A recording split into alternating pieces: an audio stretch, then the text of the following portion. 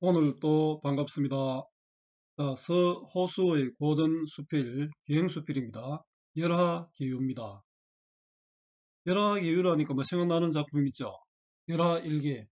박지원이 다녀온 열하를 서호수도 다녀왔습니다. 그 청나라 궁궐이 있는 곳이죠. 여기 보면은 건물들이 무너져 있는데 그 청나라 궁궐 정원인데 유럽인들에 의해서 파괴된 모습입니다. 호수가 왔을 때도 이렇게 부서져 있는 당시였습니다. 청나라가 아무래도 쇠약해질 그런 무렵이죠. 임금을 대신하여 청나라 황제 생일 잔치에 다녀온 기록입니다.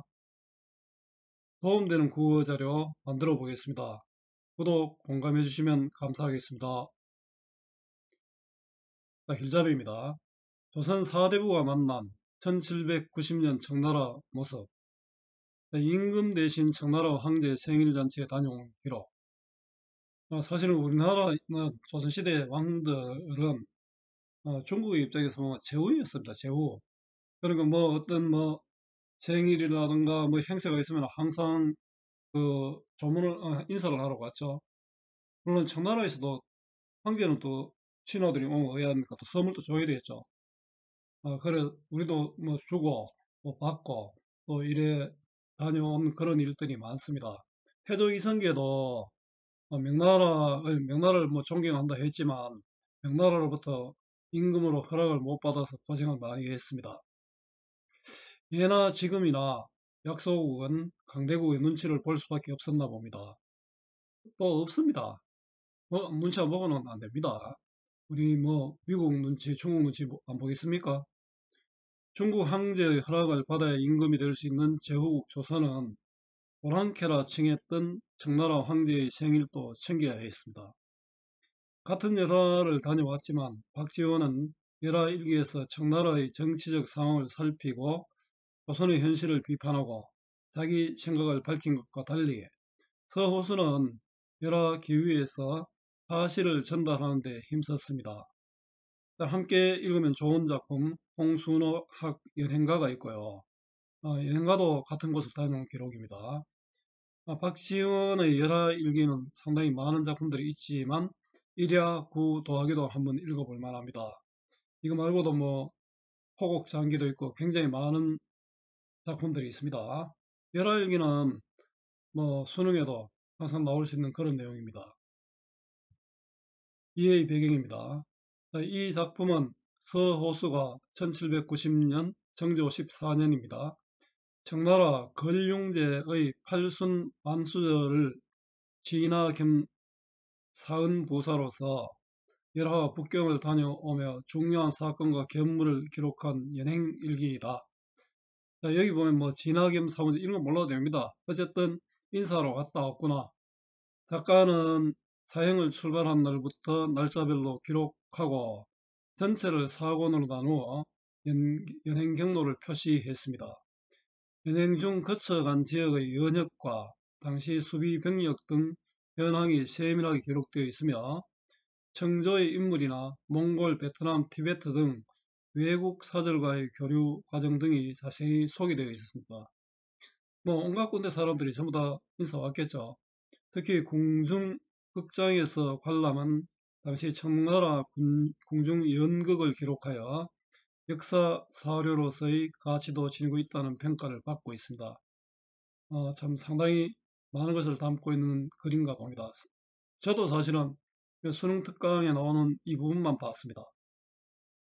자, 한눈에 보기입니다. 전체 내용. 자, 1권은 진강성에서 열학까지, 출발에서부터 열학까지의 노정인데요.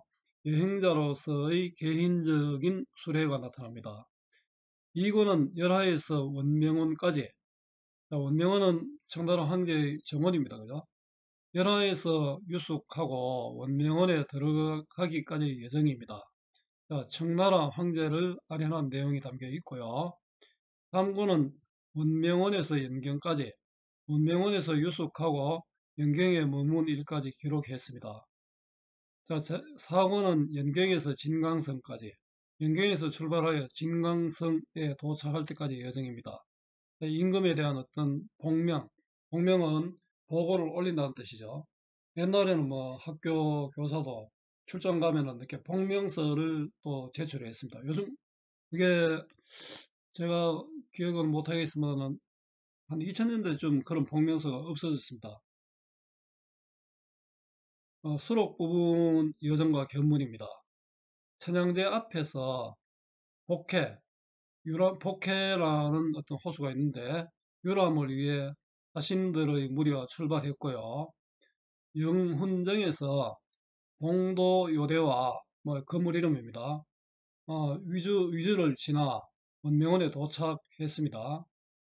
태호석으로 만든 인공섬과 영운정을 둘러봅니다. 태호성은 화강암입니다. 뒤에 본문에서 설명될 겁니다. 의천정과 해란전, 전부 이거 건물 이름입니다. 다양한 유물들을 구경했고요.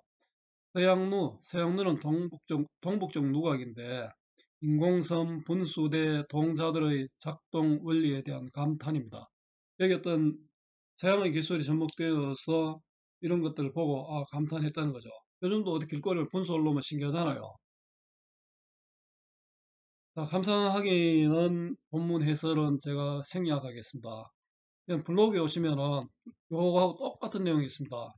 제약 없습니다. 이거 서로 아니라도 누구나 볼 수 있는 거니까 블로그 내용 꼭 보시기 바랍니다. 자, 정리해 보겠습니다. 고전수필이고 기행수필입니다. 성격은 사실적이고 구체적이고 체험적입니다. 굉장히 뭐 지명도 나타나고 구체적으로 진술되어 있고 자기가 체험한 것이잖아요. 이것만 외우면 안 됩니다. 우리 본문에서 보고 이런 걸 이해를 할 수 있어야 됩니다. 이게 고전수필이다 기행수필이다 이런 문제 나오겠습니까? 중학교 문제에도 이런 거 안 나옵니다. 주제는 조선 사대부의 시선으로 바라본 청나라 문물과 문화입니다. 특징입니다. 여행지에서 견문은 보고 들은 것이잖아요. 견문과 감상이 구체적이고 사실적으로 들어갑니다. 서양 문물에 대한 감탄이 나타나고요. 대상을 나열하여 글쓴이의 이동 과정을 소개했습니다. 여기 천양제 앞에서 여러 대신이 한 배에 오르고 영운정 뒤로 어깨 50단을 올라가며 혈안전에서 동북쪽으로 꾸불꾸불 몇 리를 가면 이렇게 나와 있죠. 비유적 표현을 사용하여 대상의 모습을 묘사했습니다. 꼭대기는 장막을 덮은 것 같고 직유법이죠. 꼭대기를 장막에 비유했잖아요. 새의 부리에서 물이 비오듯 뿜어 나온다. 새의 부리에서 물이 막 나오는 거죠. 뭐 요즘은 이게 뭐 이상할 거 없지만 옛날에는 신기했을 겁니다. 구체적 수치를 제시해서 글쓴이가 본 대상을 소개했습니다. 태호석을 섬 셋을 만들었으며 높이는 오장남치이다. 요 숫자가 있잖아요. 푸른 줄기가 한 길이 넘게 자라서 뱃길을 100여 보나 끼고 있으니 높이는 2장, 높이가 2장이다. 장은 단위겠죠. 지름은 5척 남짓된다. 물음의 방식을 통해 글쓴이의 생각을 강조하고 있다. 서리법이죠. 서양 사람의 수리가 아니면 누가 이것을 만들 수 있겠는가? 서양의 어떤 수학, 과학의 이치를 감탄하고 있는 거죠.